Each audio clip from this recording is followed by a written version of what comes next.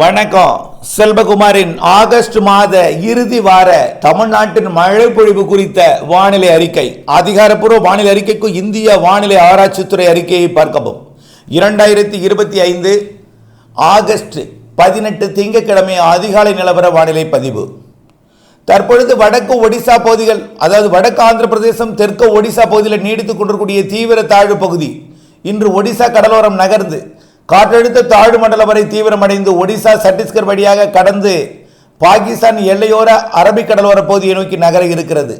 இப்படி அடுத்த நிகழ்வும் வட மாநிலங்கள் வழியாகவே நகர இருக்கிற காரணத்தினாலே இந்த மாத 22ஆம் தேதிக்கு பிறகும் நிகழ்வு வட மாநிலங்கள் வழியாக பயணிக்கும் என்பதனால கேரள வழியாக நுழையக்கூடிய தென்மேற்கு பருவக்காற்றோட அளவு குறையும். வட மாநிலங்கள் நோக்கி தென்மேற்கு பருவக்காற்று திசை மாறி இருக்கும். குறிப்பாக குஜராத், மகாராஷ்டிரா, கோவா பகுதியை நோக்கி திசை மாறி இருக்கும். இம்மாத இறுதியில் அரபிக்கடலிலே குஜராத் கரையோரம் போய் தீவிரமடையக்கூடிய ஒரு நிகழ்வு ஒட்டுமொத்த காற்றையும் அரபிக்கடலோரம், அதாவது வடகிழக்கு அரபிக்கடல், குஜராத் பாகிஸ்தான் எல்லையோர அரபிக்கடல் பகுதியை நோக்கி திசை மாற்றும் என்பதனால தென்மேற்கு பருவக்காற்று மகாராஷ்டிரா, குஜராத், ராஜஸ்தான், பாகிஸ்தான் பகுதியை நோக்கி திசை மாறி இருக்கும். இதனால் 22ஆம் தேதிக்கு பிறகு தமிழ்நாட்டிலே ஒரு வளிமண்டல சுழற்சி மேலடுக்கிலே உருவாகி இருக்கிறது. 23 28ஆம் தேதி வரை மெலிந்த ஒரு சாதாரண தீவிரமில்லாத ஒரு மேலடுக்கு சுழற்சி வங்கக்கடலிலே நீடிக்க, இந்த மேலடுக்கு சுழற்சியால் கடலோர மாவட்டங்களிலே, குறிப்பாக டெல்டா மற்றும் அதனை ஒட்டியுள்ள மாவட்டங்களில் 23ஆம் தேதிக்கு மேல் ஆங்காங்கே லேசான மழைப்பொழிவு மாலை இரவிலே கொடுப்பதற்கு சாதகம் தெரிகிறது. சூரியனின் குத்துக்கதிர் நேற்றைக்கு தமிழ்நாட்டுக்குள் நுழைய தொடங்கிவிட்டது. இன்றைக்கு சென்னையை ஒட்டிய பகுதிகளில் விழும். இப்படியே படிப்படியாக ஆகஸ்ட் 17, 18 நுழைந்த சூரியனின் குத்துக்கதிர் படிப்படியாக தெற்கு நோக்கி நகர்ந்து செப்டம்பர் 2ஆம் தேதி குமரி முனையை விட்டு விலகி குமரி கடல் பகுதியை நோக்கி நகரும். ஆக இந்த 18ஆம் தேதியிலிருந்து செப்டம்பர் 2ஆம் தேதி வரைக்கும் தமிழ்நாட்டிலே சூரியன் குத்துக்கதிர் விழும் என்பதனாலே தமிழ்நாட்டில் வெப்பம் கொஞ்சம் உயர்ந்திருக்கும். பொதுவாக தென்மேற்கு பருவமழை தீவிரமாக இருந்தால் அதில் இருக்கக்கூடிய காற்றில் இருக்கக்கூடிய நீராவி குளிர்ச்சி தன்மையை கொடுக்கும். தென்மேற்கு பருவமழை பொழிந்தால் கேரளாவில் பொழிந்து வரக்கூடிய சாரல், தூறல் இதமான வெப்பநிலையை கொடுக்கும். ஆனால் தென்மேற்கு பருவக்காற்று இந்த மாத இறுதி வேளையில், அதாவது 22ஆம் தேதிக்கு பிறகு பாகிஸ்தான் எல்லையோர பகுதி, குஜராத் பகுதியை நோக்கி காற்று திசை மாறி இருக்கும் என்பதனால தென்மேற்கு பருவக்காற்றோட அளவு குளிர்ச்சி தன்மை குறைந்திருக்கும். இதன் காரணமாக சூரியனின் குத்துக்கதிர் தமிழ்நாட்டில் விழப்போகிற காரணத்தினாலே வெயில் கொஞ்சம் கூடுதலாக இருக்கும். இந்த மாத இறுதி வாரத்தில் வெயில் கொஞ்சம் கூடி மாலை இரவிலே ஆங்காங்கே இடிமழை பொழிவை ஏற்படுத்தும். பெரும்பாலும் பரவலாக இடிமழை பொழிவிற்கு இப்பொழுதைக்கு வாய்ப்பு தெரியவில்லை.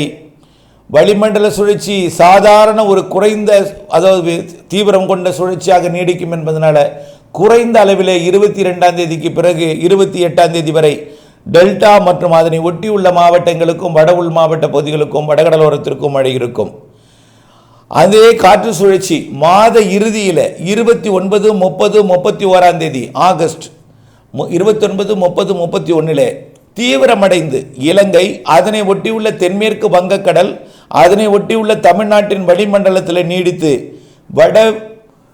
வடமேற்கு திசையிலிருந்து வெப்ப நீராவியை தமிழ்நாட்டுக்குள் கொண்டு வந்து மேற்கு, வடமேற்கு, வடக்கு திசை காற்று தமிழ்நாட்டுக்குள் நுழைய வளிமண்டல சுழற்சி வெப்பத்தால் லேசாக்கி மேலெழுந்து வரக்கூடிய அந்த நீராவியை குளிர்விக்க மாத இறுதியில் தென் மாவட்டங்களுக்கும் மழை பொழிவை கொடுக்க இருக்கிறது. குறிப்பாக தூத்துக்குடி, திருநெல்வேலி, தென்காசி, கன்னியாகுமரி, விருதுநகர், மதுரை, ராமநாதபுரம், புதுக்கோட்டை, சிவகங்கை, திண்டுக்கல் உள்ளிட்ட மாவட்டங்களுக்கு இந்த மாத இறுதியில் 29, 30, 31 தேதிகளில் மழை இருக்கும். அதே நேரத்தில் டெல்டாவை ஒட்டியுள்ள திருச்சி, அரியலூர், பெரம்பலூர், கடலூர் மாவட்டங்களுக்கும் இருக்கும். ஆனால் 23, 24, 25, 26, 27, 28 தேதிகளில் டெல்டா சுற்றியுள்ள மாவட்டங்களுக்கு தெரிகிறது. மாத இறுதி நாட்களில் தென் மாவட்டங்களுக்கும் தெரிகிறது. ஆனால் பெரிய அளவிலே கொட்டி தீர்க்கும், பாதிக்கும் மழையோ அச்சுறுத்தும் மழையோ அல்ல. இல்லாத மழை வரப்போகிறது கொஞ்சம் இந்த மாத இறுதியில் எனலாம். ஆனால் செப்டம்பர் முதல் வாரத்தில் இன்னும் கொஞ்சம் கூடுதல் மழைப்பொழிவை கொடுக்கும் என்று எதிர்பார்க்கப்படுகிறது. வளிமண்டல சுழற்சி தீவிரமடைந்து செப்டம்பர் முதல் வாரம் செப்டம்பர் 1 - 7 வரை தமிழ்நாட்டிற்கு அனைத்து மாவட்டங்களுக்கும் ஒரு பரவலான நல்ல மழைப்பொழிவை மாலை இரவு இடிமழை பொழிவை கொடுக்கும் என்று எதிர்பார்க்கப்படுகிறது. பெரும்பாலும் மேற்கு தொடர்ச்சி மலைப்பகுதிகளுக்கு பெரிதாக இருக்காது. ஆனால் வங்கக்கடலோரம் வடமேற்கு திசையிலிருந்து வரக்கூடிய நீராவி தென்கிழக்கு திசையில் குவிக்கப்பட்டு டெல்டா மற்றும் தென் மாவட்டங்களுக்கு இந்த மாத இறுதியிலும் செப்டம்பர் முதல் வாரத்திலும் நல்ல மழைப்பொழிவை எதிர்பார்க்கலாம். அதே நேரத்தில் மழையை முழுமையாக நம்பி பெரிய அளவில் எந்தவித விவசாய பணியும் அதாவது செப்டம்பர் முதல் வாரம் மற்றும் ஆகஸ்ட் இறுதி 3 நாட்கள் பெய்யக்கூடிய மழையை நம்பி பெரிய அளவில் எந்த திட்டமும் தீட்டிவிட வேண்டாம். இல்லாத மழைப்பொழிவு தான் வரப்போகிறது. ஆனால் ஒதுக்குதலுடன் தான் மழைப்பொழிவு பொழியும். உறுதியாக அனைவருக்கும் அந்த மழைப்பொழிவு கிடைக்காது. இருந்தாலும் காற்று சுழற்சியோட தீவிரத்தை பொறுத்து பரவலாகக்கூடிய மழைப்பொழிவு பரவலாகும். ஆகவே அவையெல்லாம் வரக்கூடிய நாட்களிலே காற்று சுழற்சியோட தீவிரத்தன்மையை உறுதிபட கூற முடியும். பாகிஸ்தான் எல்லையோரத்திற்கு செல்லக்கூடிய நிகழ்வோட தீவிரத்தன்மையை பொறுத்து தான் இந்த காற்று சுழற்சி தீவிரத்தன்மை எப்படி இருக்கும் என்பதை சொல்ல முடியும்.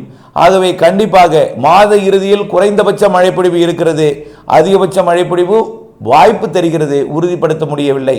இருந்தாலும் மழை இருக்கிறது இந்த மாத இறுதி 3-4 நாட்களுக்கு தென் மாவட்டங்களுக்கும். அதே போல செப்டம்பர் முதல் 7 தேதியிலும் தமிழ்நாட்டிற்கு மழை இருக்கு. உறுதியாக 100% உறுதியாக செப்டம்பர் 8 நல்ல மழை காத்திருக்கிறது என்று நீண்டகால அறிக்கையில் சொல்லிக் கொண்டிருக்கிறோம். அதை நினைவில் கொள்ளுங்கள். ஆக தென்மேற்கு பருவமழை, அதாவது கடந்த சில நாட்களாகவே மக்களை குழப்பிய ஒரு தகவல், அரபிக்கடல் வெப்பம் குறைந்து விட்டது, இதனால் தென்மேற்கு பருவமழை இனிமேல் பெய்யாது என்று யாரோ சொல்கிறார்களே, உண்மையா இது என்று குழப்பிக் கொண்டிருந்தீர்கள். என்னையும் குழப்பினீர்கள். நான் அதற்கு தெளிவான அறிக்கை ஒன்று சமர்ப்பித்திருந்தேன். அரபிக்கடல் வெப்பம் குறைந்தால் அரபிக்கடலிலே நிகழ்வு உருவாகாது, அவ்வளவுதான். இருந்த போதிலும் பாகிஸ்தான் எல்லையோரத்தில் வெப்பம் கொஞ்சம் கூடுதலாக இருக்கிற காரணத்தினாலே அங்கே ஒரு தாழ்வு பகுதி உருவாக வாய்ப்பு இருக்கு இந்த மாத இறுதி நாட்களிலே. அரபிக்கடல் வெப்பம் குறைவின் காரணமாக கவலை கொள்ள தேவையில்லை. இருந்தாலும் சூரியன் குத்துக்கதிர் வருகிறது, வெப்பத்தை உயர்த்தும் கொஞ்சம். ஆனால் தென்னரை கோலத்திலிருந்து வரக்கூடிய நீராவி சுமந்து வரக்கூடிய காற்று தான் தென்மேற்கு பருவமழையாக மேற்கு தொடர்ச்சி மலையில் மோதி தென்மேற்கு பருவமழையை கொடுக்கும் என்பதனால அரபிக்கடல் வெப்பம் குறித்து கவலை கொள்ள வேண்டாம், நல்ல மழை இருக்கு என்று சொல்லி இருந்தோம்.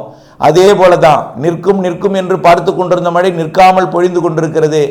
நேற்றைக்கு கூட முக்கோணத்தில் 2 சென்டிமீட்டர் மழை. அப்போ வால்பாறை கேட்க வேண்டும், கூடுதலாகத்தான் இருக்கும். ஆக தென்மேற்கு பருவமழை மேற்கு தொடர்ச்சி மலைப்பகுதிகளில் பொழிந்து கொண்டிருக்கிறது. அணைகளுக்கும் நீர்வரத்தையும் கொடுத்து கொண்டிருக்கிறது. ஆகவே தயவு செய்து இந்த மாத இறுதியில் தென் மாவட்டங்களுக்கு மழை இருக்கு. செப்டம்பர் 8 தீவிர மழை இருக்கிறது என்பதையெல்லாம் நினைவில் கொண்டு அது குறித்த தனியாக விளக்கமாக அறிக்கை சமர்ப்பிக்கிறேன். அதையும் பார்த்து பயன்பெற அன்போடு கேட்டுக்கொள்கிறேன். ஆகவே உங்களுடைய பணி வானிலை அறிக்கையுடன் இணைந்திருந்து பணி செய்தல், வானிலை மாறுதல் அப்டேட்ஸ் துல்லியமறிந்து திட்டமிட்ட வேளாண்மை செய்தல். இதற்காக 24 மணி நேரத்தில் ஒரு 5 நிமிடம் செலவு செய்து வானிலை அறிந்து விவசாயம் செய்ய அன்போடு கேட்டுக்கொள்கிறேன். இது உங்கள் லாபத்திற்கான அறிக்கை என்பதையும் புரிந்து கொள்ளுங்கள். இணைந்தே இருங்கள் அப்டேட்ஸுடன். நன்றி.